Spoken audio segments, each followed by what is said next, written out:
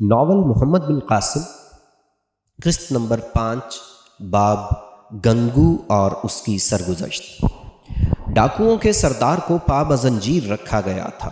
دلیپ سنگھ کی ہدایت تھی کہ اس پر کسی قسم کا اعتبار نہ کیا جائے۔ اسے دونوں وقت کھانا پہنچانے کا کام علی کے سپرد تھا، اور علی کو ہر وقت یہ فکر رہتی کہ شاید اس کا پیٹ نہیں بھرا، اور ہر کھانے پر بوڑھے سردار کو علی کے اصرار پر 1-2 لقمے زیادہ ہی کھانے پڑتے۔ زبیر کا سلوک بھی اس کی توقع کے خلاف تھا۔ زبیر دن میں 1-2 دفعہ اس کے پاس ضرور آتا۔ پہلی بار اس نے اپنی ٹوٹی پھوٹی سندھی میں باتیں کرنے کی کوشش کی، لیکن اسے جلد ہی یہ معلوم ہو گیا کہ وہ عربی میں بے تکلفی سے بات کر سکتا ہے۔ ایک دن اس نے زبیر سے کہا، موت کے انتظار میں جینا میرے لیے بہت صبر آزما ہے۔ اگر آپ مجھ پر رحم نہیں کرنا چاہتے تو میں چاہتا ہوں کہ مجھے جو سزا ملنی ہے جلد مل جائے۔ زبیر نے جواب دیا، مجھے تمہارے بڑھاپے پر ترس آتا ہے، لیکن تمہیں اس وقت تک قید سے نہیں چھوڑا جا سکتا جب تک مجھے یہ یقین نہ ہو جائے کہ تم آزاد ہو کر پھر یہی پیشہ اختیار نہیں کر لو گے۔ اس نے جواب دیا، میرے جہاز غرق ہو چکے ہیں، اور اب میں بڑھاپے کے باقی دن کسی جنگل میں چھپ کر گزارنے کے سوا اور کر ہی کیا سکتا ہوں۔ ڈاکو ہر جگہ خطرناک بن سکتا ہے۔ تم سمندر میں جہازوں کو لوٹتے تھے، خشکی پر لوگوں کے گھروں میں ڈاکے ڈالو گے، اور اگر میں تمہیں بصرہ لے جاؤں تو وہاں غالباً تمہارے ہاتھ کاٹے جائیں گے، اور اگر تمہارا فیصلہ جیرام پر چھوڑوں تو باقی عمر تمہیں قید خانے کی کوٹھڑی میں گزارنی پڑے گی۔ ڈاکوؤں کے سردار نے زبیر کی ان باتوں کے جواب میں کہا کہ میں آپ کی حکومت کے متعلق کچھ نہیں جانتا، لیکن یہ ضرور کہوں گا کہ دیبل کی حکومت کو مجھے سزا دینے کا کوئی حق نہیں۔ زبیر نے پوچھا، وہ کیوں؟ وہ اس لیے کہ میں گزشتہ چند برس میں جو کچھ سمندر میں اپنے جہاز پر سوار ہو کر کرتا رہا ہوں، وہی کچھ سندھ کا راجہ تخت پر بیٹھ کر کرتا ہے۔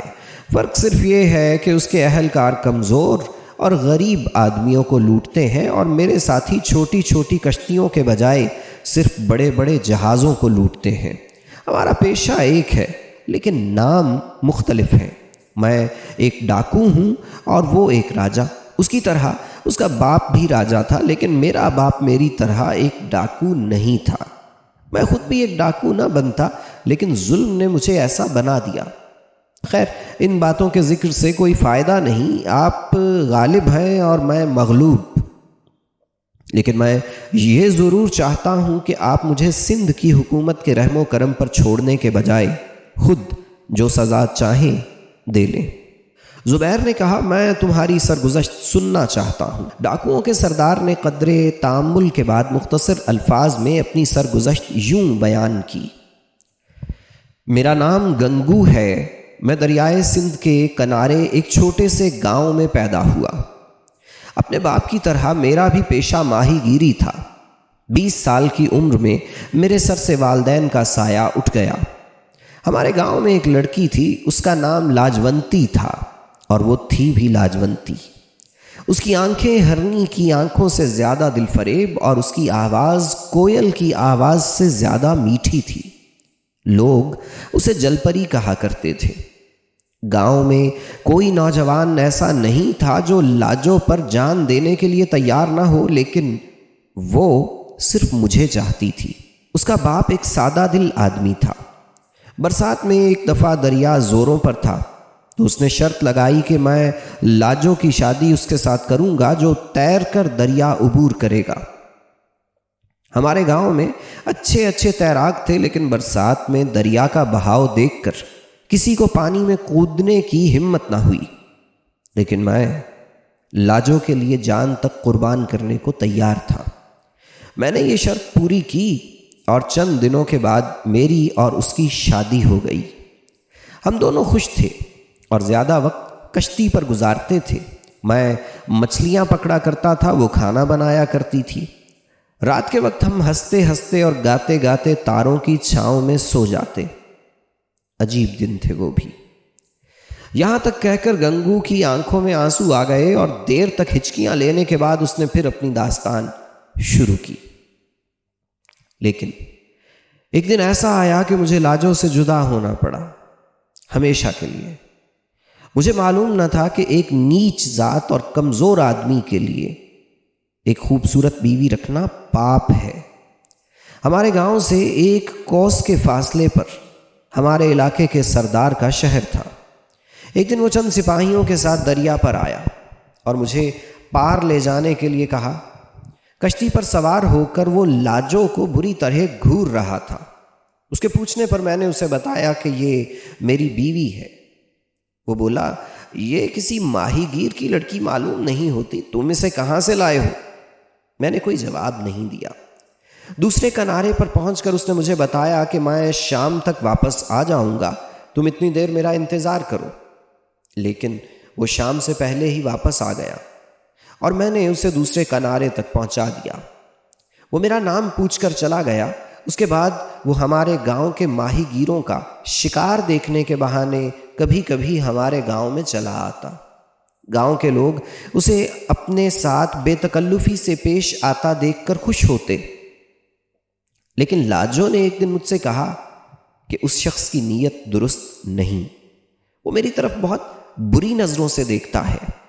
ایک شام لاجو حسب معمول کشتی پر کھانا پکا رہی تھی۔ وہ شخص گھوڑے پر آیا اور مجھ سے کہنے لگا، تمہارے پاس کوئی تازہ شکار ہو تو لاؤ۔ میں نے تھوڑی دیر پہلے ہی 2 بڑی مچھلیاں پکڑی تھیں، وہ میں نے اسے پیش کی۔ اس نے مجھے مچھلیاں اٹھا کر اپنے ساتھ چلنے کا حکم دیا۔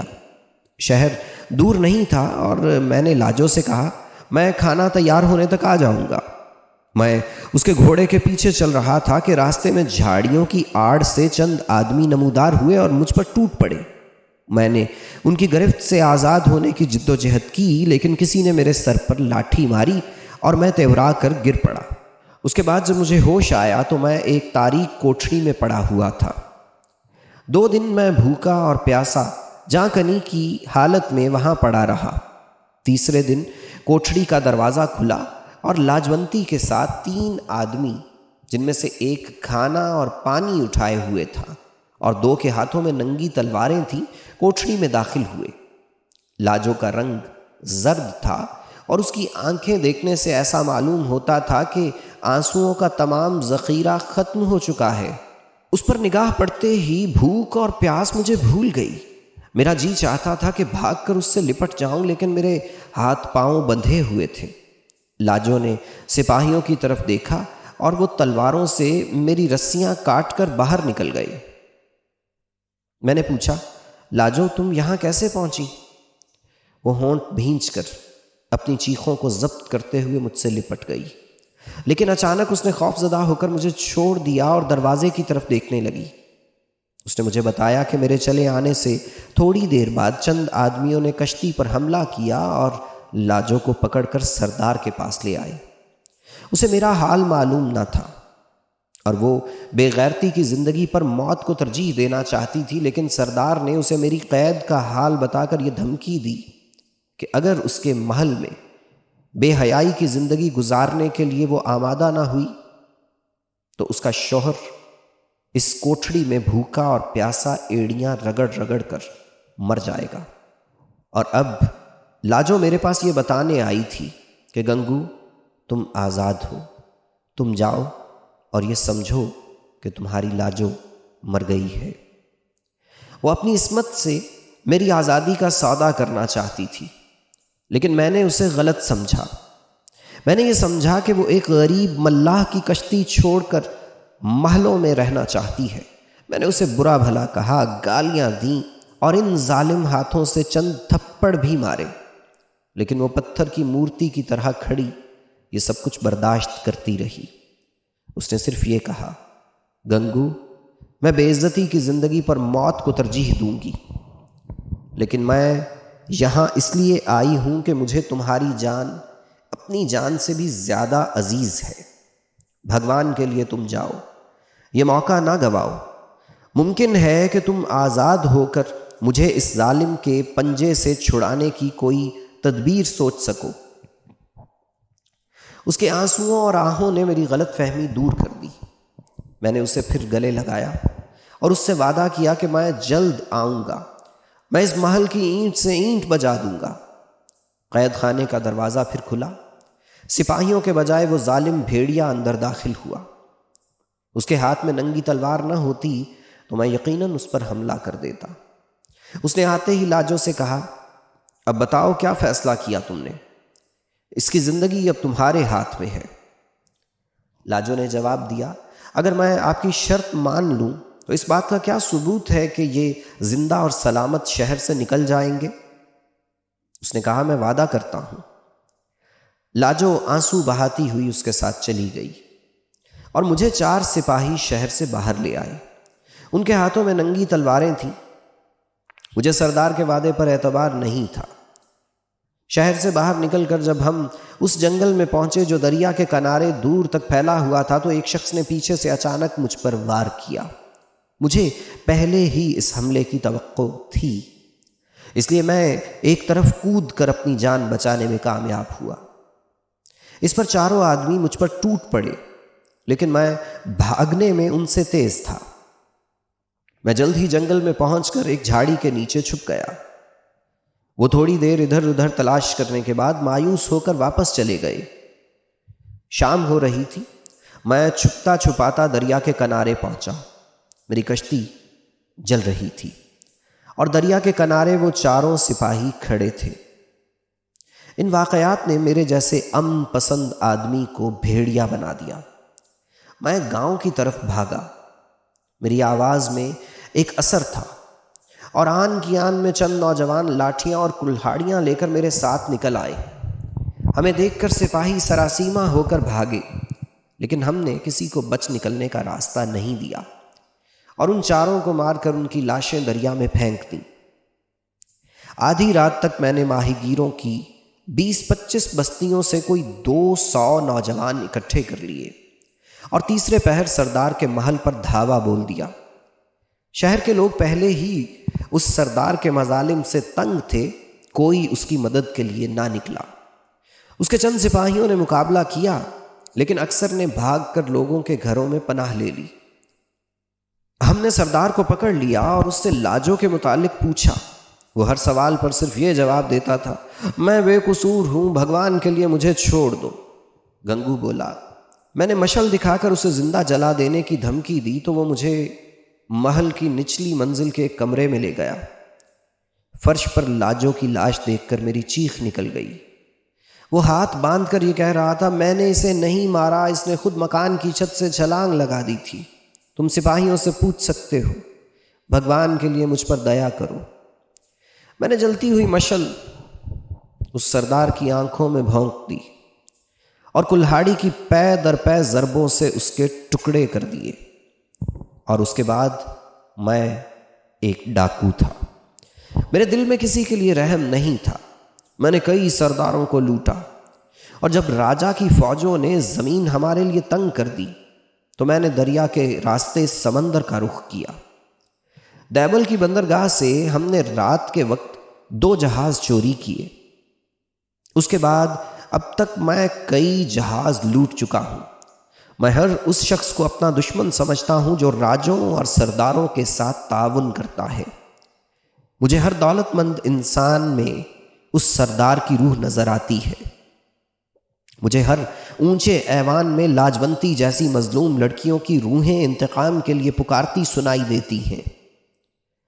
زبیر نے کہا، مجھے اس لڑکی کی دردناک موت کا سخت افسوس ہے، اور سردار سے جنگ کرنے میں بھی شاید تم حق بجانب سمجھے جا سکو گے، لیکن تم ایک انسان کے ظلم کا بدلہ دوسرے انسانوں سے کیسے لے سکتے ہو؟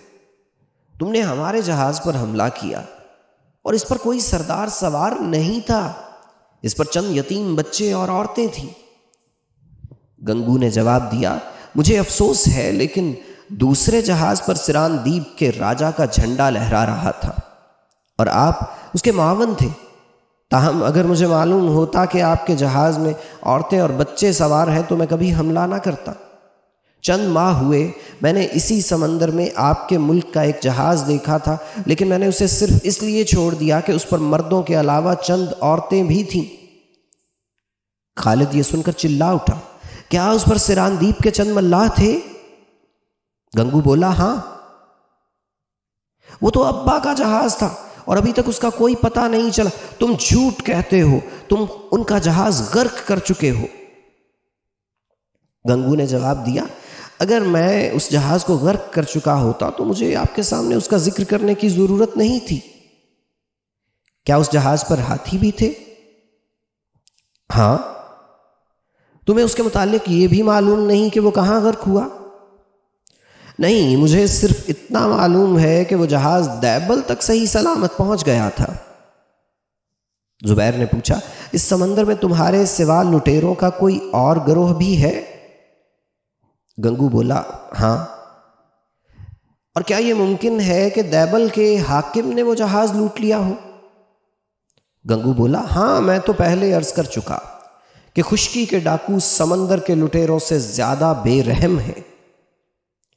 اس گفتگو کے بعد گنگو کے ساتھ زبیر کی دلچسپی بڑھ گئی۔ جیرام عجیب کشمکش میں مبتلا تھا۔ گنگو کی سرگزشت نے زبیر کی طرح اسے بھی متاثر کیا، لیکن ایک وفادار سپاہی کی طرح وہ راجا کو نکتہ چینی سے بلند سمجھتا تھا۔ وہ رعایا کے کسی فرد کا یہ حق تسلیم کرنے کے لیے تیار نہیں تھا کہ وہ کسی ذاتی رنجش کی بنا پر راجا کے خلاف اعلان جنگ کر دے۔ وہ راجاؤں کی تقدیس کے مقابلے میں رعیت کی کمتری کا قائل تھا۔ تاہم جب زبیر نے گنگو سے پرامن رہنے کا وعدہ لے کر اس کی زنجیریں کھلوا دیں تو اس نے مزاحمت نہیں کی۔ چند دن زبیر کی صحبت میں رہ کر گنگو نے اپنے خیالات میں ایک عجیب تبدیلی محسوس کی۔ زبیر نے چند ملاقاتوں میں روم اور ایران کے خلاف مسلمانوں کی ابتدائی جنگوں کا ذکر کر کے اس پر یہ ثابت کر دیا تھا کہ دنیا میں صرف اسلام ایک ایسا نظام پیش کرتا ہے جو جبر و استبداد کی حکومتوں کا خاتمہ کر سکتا ہے۔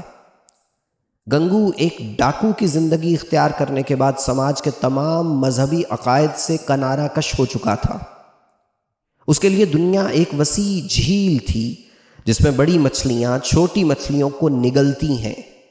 وہ خود کو ایک چھوٹی مچھلی سمجھتے ہوئے ہر بڑی مچھلی کے ساتھ جنگ کرنے کے لیے تیار تھا۔ مسلمانوں کے ساتھ اس کی ہمدردی کی پہلی وجہ یہ تھی کہ وہ روئے زمین کی بڑی مچھلیوں کے خلاف برسر پیکار تھے۔ ایک دن زبیر نے اسے سمجھایا کہ تم ظلم کے خلاف جنگ کرنا چاہتے ہو، لیکن تمہارے ہتھیار اپنے دشمنوں کے ہتھیاروں سے مختلف نہیں ہیں۔ انہوں نے تمہاری کشتی جلائی تھی اور تم ان کے جہاز جلاتے ہو۔ دونوں کا اصول ظلم ہے۔ جس طرح کئی بے گناہ ان کے ظلم کا شکار ہوتے ہیں، اسی طرح کئی بے گناہ تمہارے ظلم کا شکار ہوتے ہیں۔ تم خود تسلیم کر چکے ہو کہ تم دونوں میں کوئی فرق نہیں۔ تم دونوں میں کسی کے پاس عدل و انصاف اور امن کے لیے کوئی قانون نہیں، اور جب تک تم میں سے ایک کے پاس ایسا قانون نہیں، تمہاری تلواریں آپس میں ٹکراتی رہیں گی۔ ایک تلوار کند ہوگی تو تم دوسری اٹھا لو گے، ایک کمان ٹوٹے گی تو تم دوسری بنا لو گے، لیکن ظلم کے مقابلے میں حق و انصاف پر لڑنے والے انسان اپنے حریف کی تلوار کند ہی نہیں کرتے بلکہ اسے ہمیشہ کے لیے چھین لیتے ہیں۔ ایران اور روم پر عربوں کی فتح دراصل نظام باطل پر نظام حق کی فتح تھی، ظلم پر انصاف کی فتح تھی۔ ایران، مصر اور شام کے وہ لوگ جو کل تک حق پرستوں کو صفحہ ہستی سے مٹانے کے لیے اٹھ کھڑے ہوئے تھے، آج افریقہ اور ترکستان سے ظلم کی طاقتوں کو مٹانے کے لیے ہمارے دوش بدوش لڑ رہے ہیں۔ گنگو نے متاثر ہو کر پوچھا، کیا میں بھی آپ لوگوں کا ساتھ دے سکتا ہوں؟ زبیر نے مسکراتے ہوئے جواب دیا، ہاں، مگر ایک ڈاکو کی حیثیت سے نہیں۔ ہمارا کام بھٹکے ہوئے قافلوں کو لوٹنا نہیں بلکہ انہیں سلامتی کا راستہ دکھانا ہے۔ وہ انسان جو خود ایک غلط مسلک پر کاربند ہو، ایک صحیح اصول کا علم بردار نہیں ہو سکتا۔ گنگو نے نادم سا ہو کر کہا، اور اگر میں آپ کو یقین دلاؤں کہ میں ایک لٹیرے کی زندگی سے توبہ کرتا ہوں تو آپ مجھ پر یقین کر لیں گے؟ میں خوشی سے تم پر اعتبار کروں گا اور آپ مجھے آزاد بھی کر دیں گے۔ زبیر نے جواب دیا، اگر تم توبہ کے لیے یہ شرط پیش کرو تو اس کا مطلب یہ ہوگا کہ تم اس لیے توبہ نہیں کر رہے کہ تم اپنے افعال پر نادم ہو اور اپنی اصلاح کرنا چاہتے ہو، بلکہ اس لیے کہ تم آزاد ہونا چاہتے ہو۔ وہ بولا، لیکن میری توبہ سے آپ یہ خیال تو نہیں کریں گے کہ میں بزدل ہوں؟ زبیر بولا، ارے نہیں، توبہ کرنا بہت بڑی جرت کا کام ہے۔ وہ بولا، تو میں آپ سے ایک ڈاکو کا پیشہ ترک کرنے کا وعدہ کرتا ہوں۔ مجھے تم پر یقین ہے، اور اگر تم اپنے ساتھیوں کی ذمہ داری لینے کے لیے تیار ہو تو میں تم سب کو آزاد کر دوں گا اور جس جگہ کہو گے تمہیں اتار دوں گا۔ گنگو نے جواب دیا، میرے ساتھیوں نے صرف میری وجہ سے یہ پیشہ اختیار کیا تھا۔ ان میں سے اکثر ایسے ہیں جو میری رہنمائی کے بغیر ایسی جرت نہیں کر سکتے۔ اگر آپ انہیں سندھ کے کسی غیر آباد حصے پر اتار دیں تو پھر ماہی گیری کا پیشہ اختیار کر لیں گے۔ وہ مدت سے میرے ساتھ ہیں، انہیں کوئی پہچانے گا بھی نہیں، لیکن ان میں 4 آدمی خود سر ہیں۔ ان کے متعلق میں آپ کو یقین نہیں دلا سکتا۔ مجھے خود اپنے اوپر اعتماد نہیں۔ اگر آپ نے مجھے آزاد کر دیا تو ممکن ہے کہ کسی ظالم سردار کو دیکھ کر میں صبر نہ کر سکوں اور پھر اسی ظلم پر اتر آؤں۔ اگر آپ مجھے اپنے ساتھ لے چلیں تو ممکن ہے کہ آپ کے ملک میں رہ کر میں بھی آپ جیسا انسان بن جاؤں۔ وہ 4 آدمی جن کا میں نے ذکر کیا ہے، اگر میری طرح اس جہاز پر ہوتے تو مجھے یقین ہے کہ آپ کی باتیں انہیں بھی متاثر کرتی۔ اگر آپ اجازت دیں تو میں اپنے ساتھیوں سے مل لوں۔ اگلے دن یہ جہاز ایک ٹاپو کے کنارے لنگر انداز ہوئے۔ زبیر گنگو کو ساتھ لے کر دلیپ سنگھ کے جہاز پر چلا گیا۔ گنگو نے اپنے ساتھیوں کے سامنے سندھی زبان میں ایک مختصر تقریر کی۔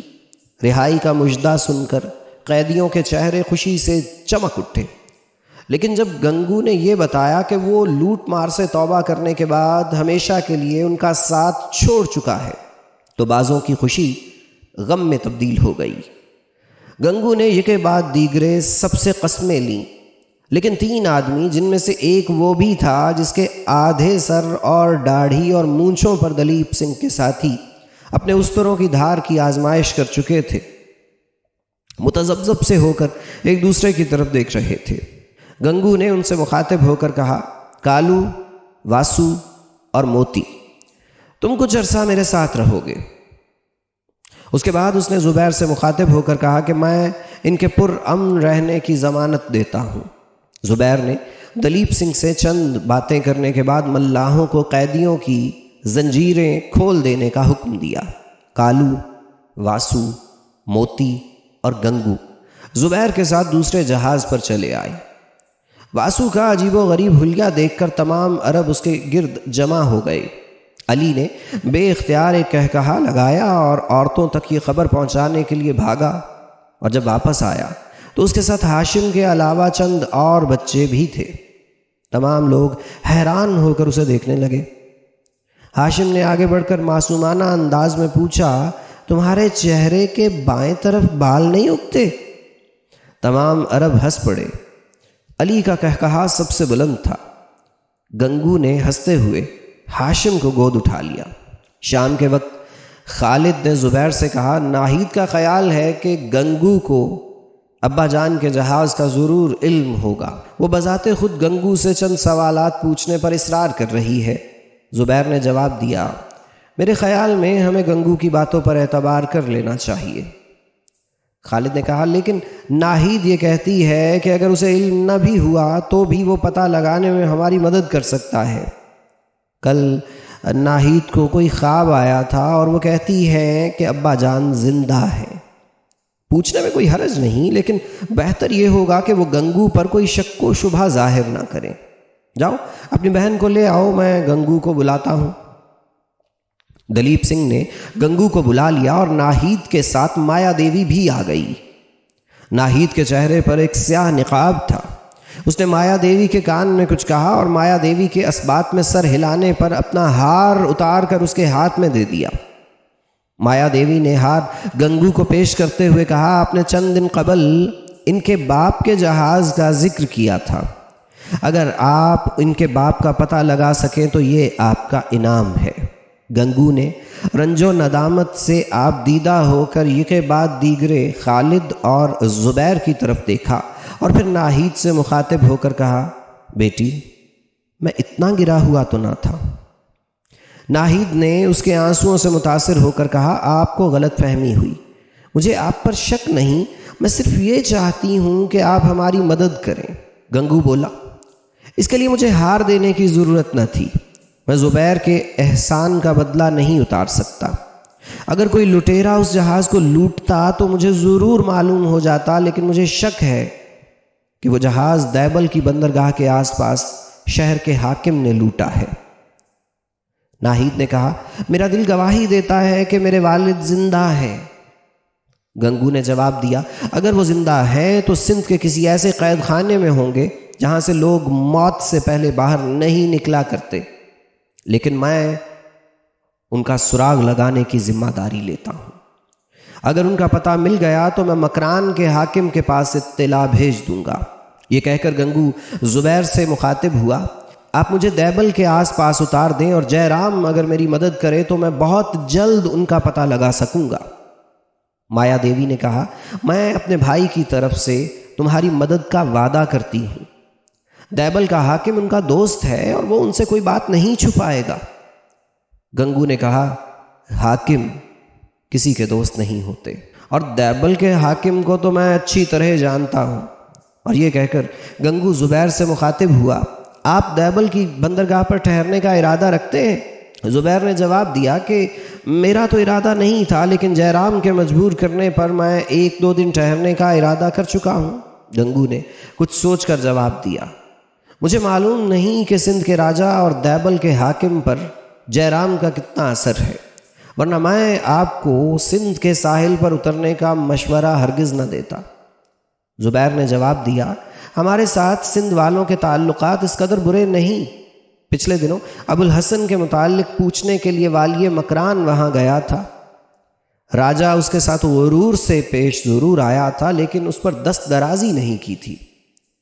گنگو نے جواب دیا، اس کا جہاز خالی ہوگا، لیکن آپ کے جہاز پر ہاتھی ہیں اور وہ اپنی فوجی طاقت بڑھانے کے لیے ہاتھیوں کی ضرورت محسوس کرتا ہے۔